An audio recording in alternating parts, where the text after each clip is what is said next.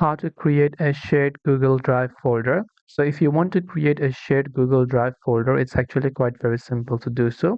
Simply open up your Google Drive, and this is the type of information you will see. And right here, let's say you have got a couple of folders which only you want to share to some specific people right here. So just go to that folder on your Google Drive, and on the right hand side you can see this little plus icon, which is the profile share icon. Just click on this particular icon and you can just add people, some of the people that you might want over here. And then once done, you can give them the access of editor or viewer or commenter. Then just click the send option and they will be able to accept the invitation, and both of you will be able to access that particular folder. You can do this step for any folder or any file that you can see over here.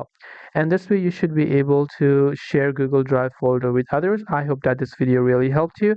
If you have any questions, feel free to leave them down in the comment section below. As always, thank you very much for watching and see you soon in the next video.